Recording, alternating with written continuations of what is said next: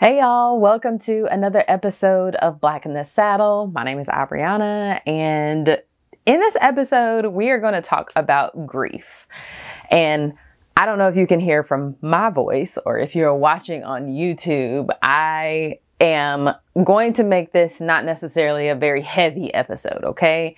I want to be able to talk about grief in a way that is just kind of objective. We're not going to get too emotional. So if you looked at the title of this episode and you were like, ugh, I ain't got time for this today, just know that it is not going to be super heavy. I'm going to kind of talk about some of the situations that caused grief for me, and then the things that I'm doing to address that grief. So this episode is called Good Grief. Yes, that dramatic. I felt called to talk about this topic because of two situations. The first one was me seeing a post on Facebook, and I'm sure you have all seen these cute little memes or, horse funnies where it's like, oh, my horse has a veterinarian and a chiropractor and an acupuncturist and a farrier, and I have an aspirin and a 4-leaf clover. And I saw that post, someone shared it, and I reposted it, and I was like, I rebuke this. I absolutely rebuke this. I rebuke the energy or the sentiment that us as horse owners, horse people, have to absolutely not take care of ourselves and take care of the horse only. Granted, the way that our healthcare system is going under this current administration, this is the time we need to be concerned about our health. And so I feel like those words really mean something. Like, I mean, you've heard me say before, words mean things.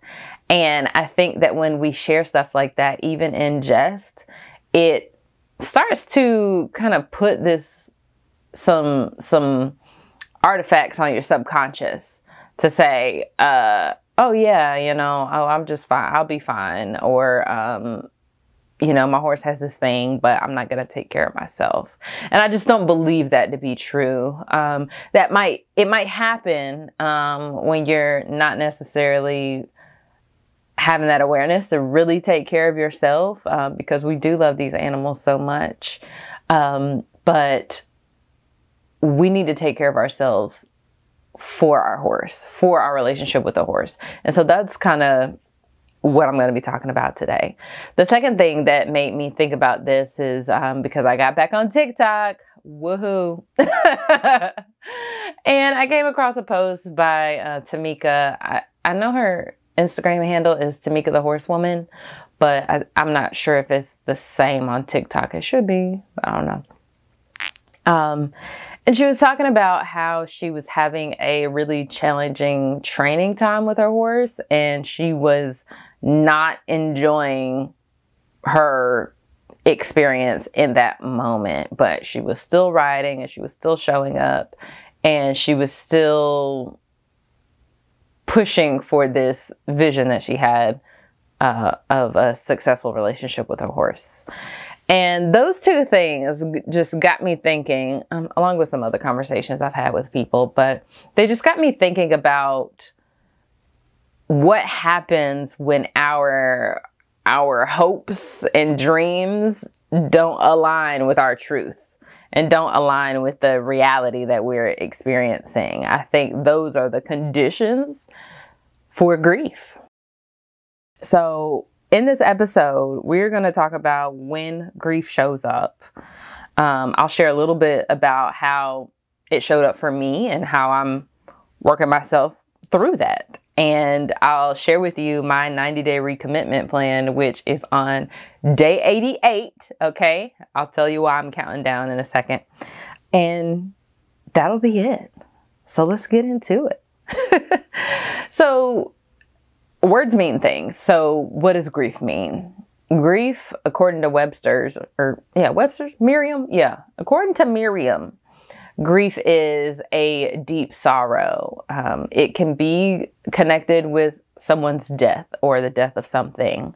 But I also saw another definition that said that grief is an experience coping with loss. So just know that, the emotions that are connected to that can vary, right? It doesn't always have to be sadness. It can be anger, frustration, irritability, things like that. And I think that that's something that I learned throughout this process was, oh, wait a minute. I don't necessarily get sad when I'm grieving. Many times I'm quite irritable. And it took someone else to point that out to me for me to learn that. So oftentimes when grief shows up in our relationship with our horses, or just in this equestrian journey, many times it's from an injury, right? An injury of either the human. I have known friends who have had major injuries and they have had to work their way back to the saddle to figure out how to ride differently, figure out what they need to do to care for themselves so that they can do this thing that they have continued to dream of, which is riding their horse. It also could be a injury of the horse or a loss of a horse, that something that you have invested a lot of time and energy in, whether it's money, training, simply time, experiencing a loss that way is definitely a condition for grief. Also, if there is a loss of opportunity, there are countless stories of friends of mine who have, sought one opportunity in the horse industry and it fell through, or they thought that receiving mentorship from a particular person was going to be an amazing experience and it turned out to be trash. The whole don't meet your heroes kind of situation. That the loss of that opportunity can definitely put someone in a stage of grief. I also think that grief, like those are kind of some big things that happen in people's lives, right?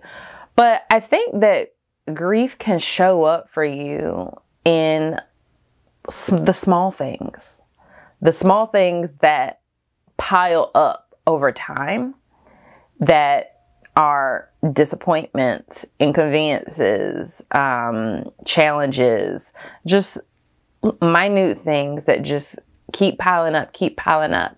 And we don't necessarily clear ourselves from that if we're not aware that, like, dang, that was where, my hope and dream and my truth, they just weren't in alignment.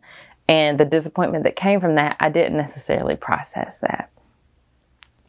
I know that for me, I finally, I finally unfriended someone online, and, I appreciated this person for how much I learned from them. But if you don't really know my backstory, I was a pre-vet student and I worked in an animal hospital for about 6 years. 3 years as a vet tech and 3 years managing the pet resort. And in my 3rd year as a vet tech, I applied to vet school. And one of the veterinarians at my job was one of my recommendations. And despite seeing me every single day, despite reminders, that person did not turn in my letter of recommendation on time. And so my application, the one I spent over $500 submitting, was null and void. because she wasn't on time, despite having 3 other letters of recommendation. Yeah. And that situation, like, it did crush me in a way, but I'm like, this is my job. Like, I have to continue to show up at this job. So I stuffed it down. I stuffed it down and was like, you know what? I'm not even going to say anything. And because I felt like so much was hinged on like that thing, I just knew that if I said anything, it was going to go from 0 to 100. And as a Black woman in a majority white space, I was concerned about showing up as that angry Black girl. You know, I had already excelled in technical skills. It's like, okay, you know, she's just going to show up as ungrateful and, you know, the angry Black girl and, you know, yeah. So instead of saying anything to her, I moved departments and started managing. And not that I have any regrets of that situation, but, not that I have any regrets around where I am now. You know, despite being very much in the animal health and wellness space, I think that my veterinary background is helpful for me. I don't think that I was meant to be a veterinarian. I am actually very content with what I'm doing now. So the regret is not in not going to vet school. The regret is in not necessarily handling that situation the best way that I could and advocating for myself and standing up for myself in that. But it did give me the opportunity to get into business and gave me the foundations for the professional work that I do now. But something like that, you still have to process. Something like that still causes the conditions for grieving a life that you thought you were going to have. And I didn't necessarily do that for a very long time. You know, I've shared this before, but I have an assignment from when I was in the 1st grade that says, I want to travel the world and help animals like a vet in a Jeep and travel the world around, all the way around, something like that. And it's got a picture of me in a Jeep. And that was like my first illustration that I have documented anyway. And ultimately, I decided to simply reinterpret that calling of my 7-year-old self to say, yeah, it says like. Like is a simile. That means I can still do this thing even if I'm not a veterinarian. And that's what I do now. I have conversations with people who interact with horses to help them, or horses are animals in general, but to help them understand the animal in a way that continues to serve both of them in their relationships. So it all worked out. It all worked out. But the grief in not processing that, and that being, you know, maybe one of those little things, that little building block that just keeps adding and adding up to something that hasn't been processed. I share that story because grief is not always like loud. You know, it's not always this huge traumatic event and now I'm grieving, right? It can be small. It can be whispers that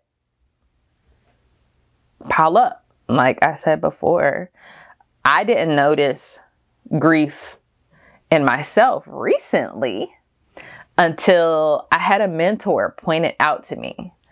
And this is someone that I met through the pet resort. So, you know, these things come full circle, and I'm just so thankful to have that experience because this is exactly how it was supposed to turn out. But this mentor, she said, you know, hey, I think you're grieving. like, I reached out to her for some help on some, you know, professional things. And I said, I think I told the same story one too many times. And she's like, girl, you are grieving and you need to heal from this. So what are you going to do to heal and refocus on what it is you need to do? And I was like, what? Grieving? You know, I was a caregiver for my granddad for 2.5 years. And I felt like I grieved him that whole time because he had dementia. He wasn't the grandfather that I knew. Towards the end, anyway. And even when he passed, I was thankful that he was no longer suffering. So I was thinking of grief in only that context. Like, oh, grief is only like when somebody dies. And so when she shared that it seemed like I was grieving because of my frustration with some professional things, I was like, oh, wait a minute. Grief isn't just one thing. Grief can show up in many different ways and have many different causes. And it's not caused just by a loss. It's not caused just by death or injury or harm. You know, it can be caused by inconveniences, challenges, any time where your truth does not match up with the dreams that you had. And so then she dropped the hammer. And she said, Abriana, when was the last time you rode your horse? I was like, what?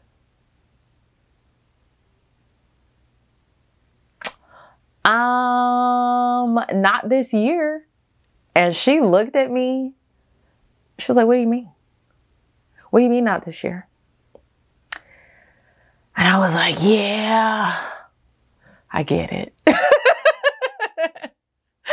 I get it. No, I haven't ridden my horse this year. The last time I rode him, I did a clinic in Zebulon at the Red Mule Farm with my friend Shannon. And the clinician was The clinician was Linda Hoover, and we did like an obstacle clinic, and I did a private lesson also. And we hadn't really ridden since then. And it's been for several reasons, you know, things with Cowgirl Cameron picking up and me needing to do work with Encore to make sure that he was ready, and traveling and weather conditions. And I mean, I can come up with so many different reasons, but also I have not ever made it a priority. It just hasn't been a priority for me to ride. And my horses are at my parents' house, which is an hour and a half from where I live. And even though I'm there a lot during the summertime, just because of my travel schedule, riding has never been something that I made sure I got in. And I have a trail around my house. Despite living in a residential area, it's not super busy, so we can ride safely. But it's just never been a thing. It just hadn't been a priority for me. And so I started to reflect on that, to say, why is that? Why have I not made that a priority? And I know that that's something that is so important to me. I think that for a long time in doing the work with horses on the ground, if you're not familiar with equine facilitated learning, it is when you are having interactions with the horse many times unmounted, so you're on the ground, but with the objective of learning something about yourself. All right. I do that work like that's my job. That is my job. I do that work with kids, obviously, through Cowgirl Cameron, but I also do it with adults, and I do leadership development with these horses. And so because I've been entrenched in that work for the last 4 years, I'm like, oh yeah, I don't need to ride. Like, yes, we have this relationship. Yeah, like we're having on the ground, you can learn so many more things. And it's like, yeah, you absolutely can. But also, you also enjoy riding, and that's okay. So for a long time, I was like, yeah, you know, I just want to have a good relationship with my horse, so I don't have to ride. And not really acknowledging the fact that but I really do enjoy it. I really do enjoy it. And I like to think that my horse enjoys it too, but I think he enjoys it better when I'm ready and when he's ready. One of the things that I was also trying to avoid was taking my life stress into my relationship with my horse. So because I had some things going on in my professional career that is directly connected to horses, when working with my horse, I didn't want to take that with me. I didn't want to take the frustration with me. I just wanted to be able to sit with him, you know, groom him, make sure he's taken care of. I do his feet, all that. But I didn't want to take frustration with me into his pasture. And for a while, I couldn't really like divorce it. You know, I would just go out there, give him treats and give him loving and be like, all right, bro, you doing great. Keep up the good work. Because we all know how horses can do the darndest things, but he's fantastic. So I just give him that props and we move on. But at the end of the day, all of those are excuses, right? Those are excuses, and those are me taking it for granted, this life and the gift that I have of having my horses at the house, having them accessible to me at all times, having them safe, having people that care for them, that know my standard of care, having a place for them to go that I am not shelling out a ton of coin for every single month. That is me taking for granted that gift, especially not maximizing it in the ways that I know that I would really enjoy. And not only that, but from another conversation that I've had in the past, I feel like something that can show up for maybe myself and maybe for you too is this this bit of isolation, especially during the wintertime. Especially during the wintertime when it's not really fun to be out there. But not only isolation from just the horse, not just not going outside, but from the people that would encourage that, right?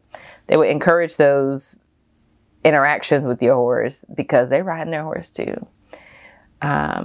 Just kind of staying away from the things that energize me, that kind of isolation.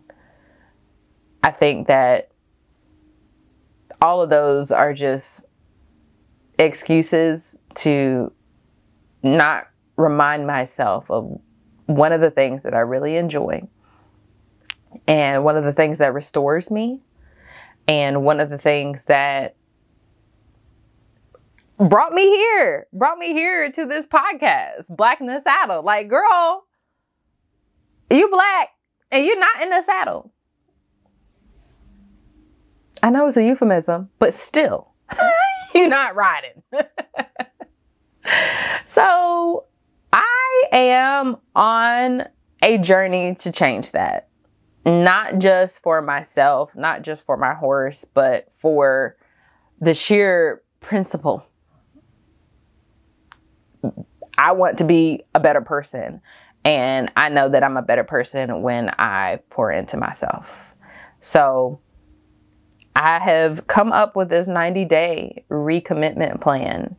I turned 33 in 88 days. I told y'all it was 88 days. And so I am counting down to this 90-day recommitment for the betterment of myself and my relationship with my horse. So let's get into that. My 90-day recommitment plan, it ends on my 33rd birthday. I started it 2 days ago. Okay, I realized I started a day late, so it'll end the day after my 33rd birthday. But still, I have decided that I can't ask of my horse what I won't require of myself. And I'm curious if you have ever felt this way, the things that you're asking your horse to show up with or to show up for, you're not necessarily doing those things for yourself. I am to the point where I've never been one to compete heavily. I very quickly realized that it feels crazy to me to pay people to judge me. But I feel like even if you're not competing, you can still be working towards something. You can work towards a goal. The things that I'm asking of my horse are willingness to try. Obviously, we're going to have some increased physical activity, so preparing for that. Learning something new. That's it. Willingness to try, increased activity, and learning something new. And if I can't ask myself those things, then how the heck do I ask that of my horse? And you might not be in the mindset of thinking this deeply about it. But when you work with horses in EFL work and just, I mean, that's what my background is in, right? Paying very keen attention to the animal and this concept of One Health, which is the interaction between human, animal, and environmental health and wellness. Those are the things that I am always very conscious of. So if it seems a little woo to you, welcome. Welcome to the woo. Glad to have you here.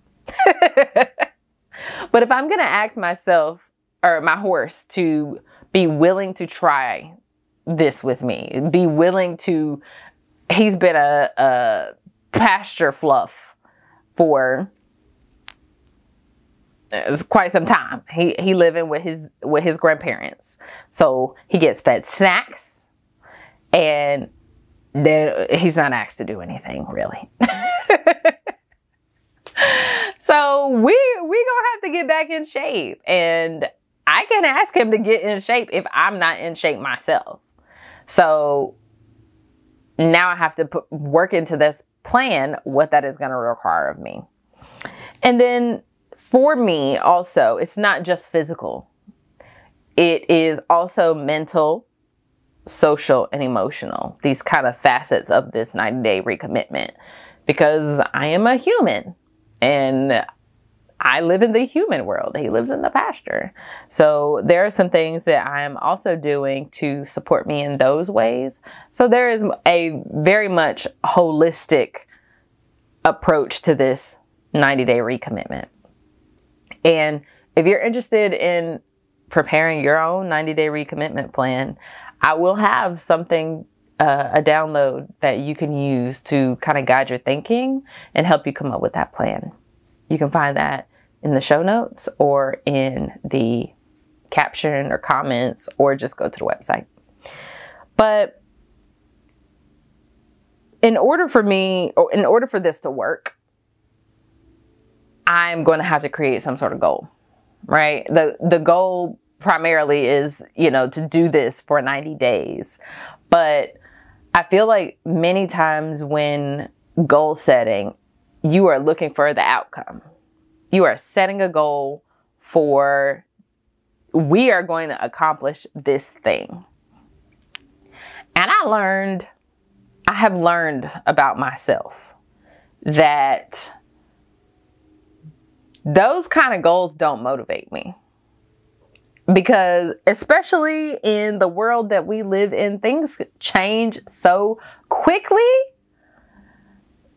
That goal could be obsolete in 2 weeks because of how the world has changed. I had some life goals that, were buying property here and making sure that I could have an operation here.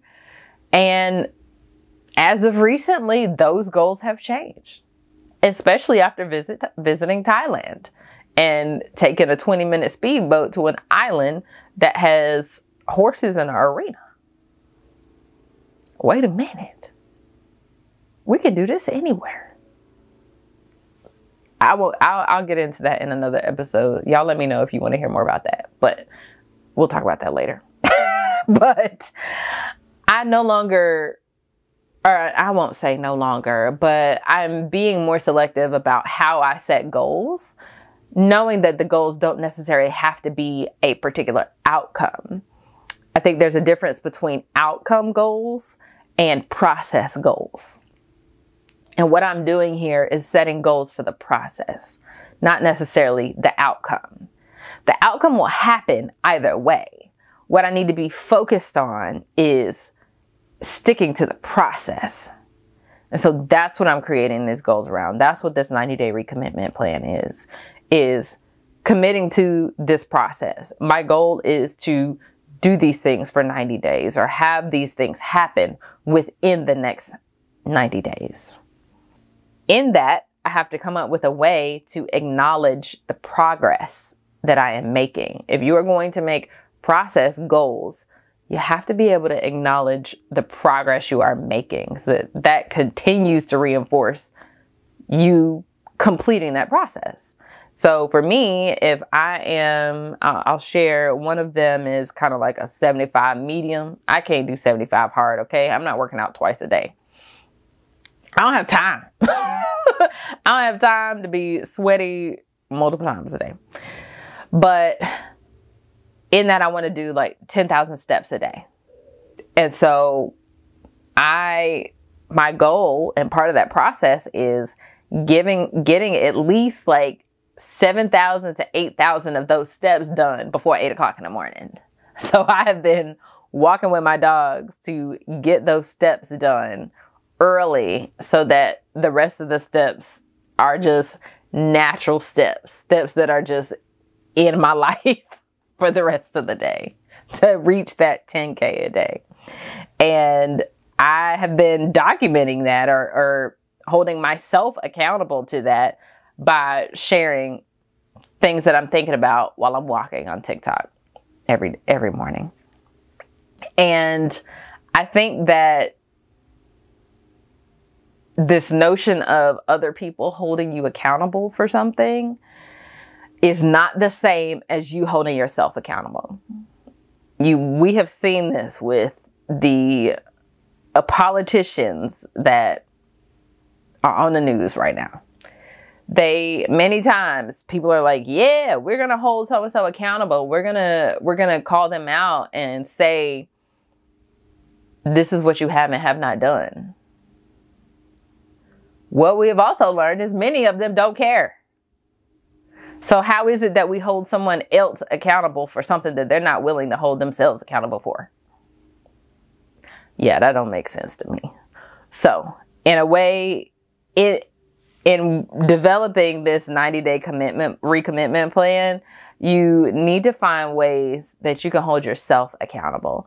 If that is sharing your journey with someone, if that is journaling it, if that is creating a chart and having a sticker or marking it out every single day, however that works for you, however that shows up for you, that's perfectly fine. But it just needs to be part of the plan. Because if we are not tracking our progress or thinking about it every single day, you're going to miss a day. You're going to be like, oh, dang, I missed a day. Oh, it didn't work. Oh, darn. I'll start tomorrow. And that's not what this is, friends. That is not what this is. Okay, let me get back to my plan. So in the physical realm, I talked about the 75 medium. So the things that I'm going to do are these 10K steps a day. That is not saying that I'm working out for a particular amount of hours or minutes or whatever. I'm getting 10,000 steps a day. I am going to read for 30 minutes minimum. This is not hard for me. I'm reading about 3 books right now at once. So this is a very easy thing for me, but recently I hadn't been focusing on it much because I've been back on social media. And that brings me to my next point, reducing social media daily. I have this app called the Stay Free app, and it's like a app closer. Like when you run out of your time limit, it closes the app for you and it offers you a quote basically about wasting time and kind of shames you into doing something different. I need that. I need someone to guilt me into getting off the scroll. Okay. And then the last thing is no fried foods. It's going to be hard. It is going to be hard, y'all. And I already fully acknowledge my family reunion is coming up this weekend. I'm probably going to eat something fried, but I'm also going to balance it with a lot of water and not eating it every single day from Thursday to Sunday. Okay.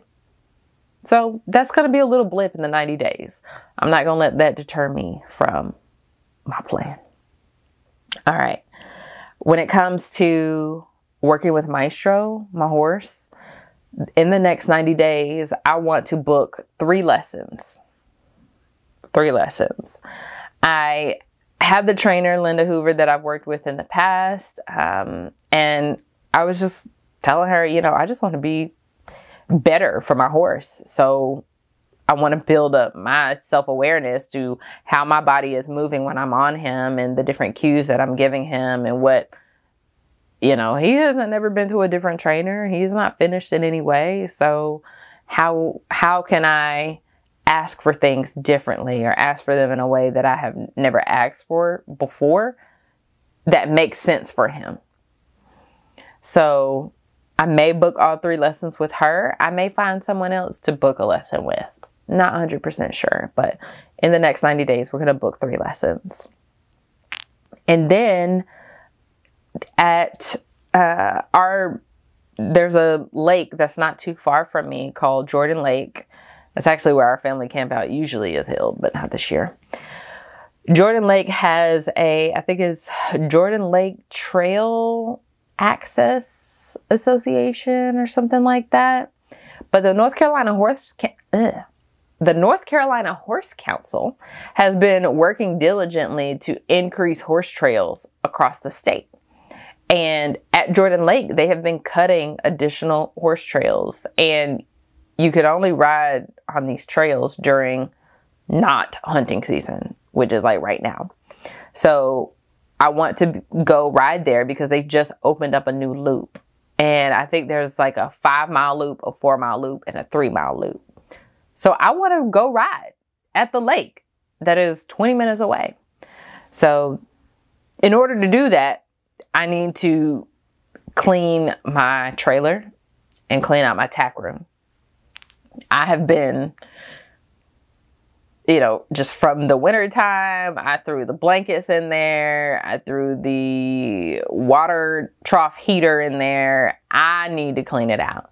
So the next time I'm home in Chapel Hill with my parents and the horses, I'm going to pull the trailer out. I'm going to power wash it, and I'm going to clean the tack room out and restock it like we about to go somewhere. I'm going to check my tack and make sure I have everything that I need to ride. Like on my saddle, I feel like something broke. I can't remember what it was, but I'll replace that so that I can be prepared and ready to go whenever. And lastly, I want to haul to Georgia. My friend Avery has a farm in Georgia that he just has been building out amazingly. And I want to take my horse down there. And that feels like a final boss situation. That feels like, what do you mean haul your horse 6 hours? I have never done that. I also know that that might be contingent upon the weather that we have been getting because of climate change. It's also hot, and my trailer is not like air conditioned by any means. I already thought like, hey, we need to ride, or we would need to go at nighttime or like really early in the morning, like 4 o'clock in the morning, just so it's not super hot. But also it's Georgia. It's hot, period. So that is the only thing that like might have to come after the 90 days. It might have to come after the summertime and the fall, even because it might still be pretty warm in the fall. So the next thing that I am focusing on in my plan is to find a new therapist. I've always been a proponent of therapy and therapy resources that allow you to get low to no cost therapy. So I received funding from the Loveland Foundation that gives me 12 vouchers for therapy over the next year. And so I just need to find a therapist that is going to take those vouchers. And I'm also looking to find a therapist that does not offer just talk therapy. I'm looking for a more somatic therapy experience because I will intellectualize the hell out of my problems. And I will talk through it and be like, wow, I feel no different. Afterwards, I don't necessarily know that I heal from that. So I'm just looking for some different ways to approach therapy. So if you are looking for a therapist and you need some assistance with that, check out the Loveland Foundation. Love, L-O-V-E, Land, L-A-N-D, Foundation, and see what resources that they have. So that's what I'll be doing to support my mental health this 90 days. And then the last kind of category that I have is social. So as y'all know, or maybe you don't know, but I guess in 2024, I started to feel this this shifting in me and this need to be a beginner at something. And the thing that I chose was pottery. And I've gotten pretty good at it. And so I've had to set pottery goals for myself so that I can just challenge myself to do different things. Sometimes it's, throwing with 6 pounds of clay. As of recently, it is creating a blade collection because we know blades are the superior dinnerware. A blade is a bowl and a plate. It's like a plate with raised edges. So it's a blade. I have created a collection of 9 or 10 of them. And I want to have a dinner party at my house just with my friends, and everybody will get to take home the blade that they eat off of. That is on my social goal. But I do go to pottery at a community kiln.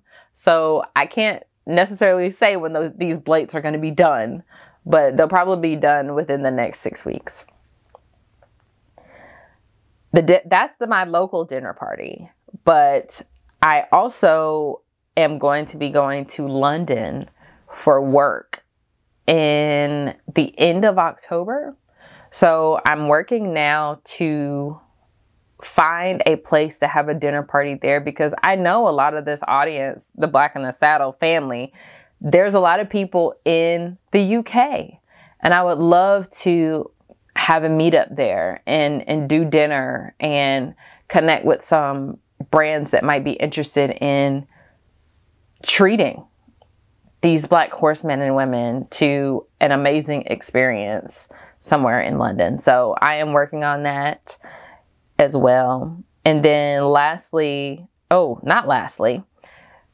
speaking of Black in the Saddle fam, I think I've mentioned this a little bit before, but I am working on launching a Patreon to support this work.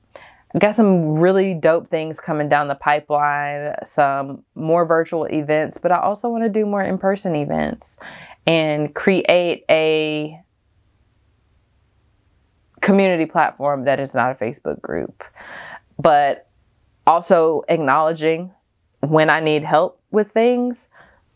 It is going to be something that you can choose to support this platform, Black in the Saddle, with some dollars. Okay.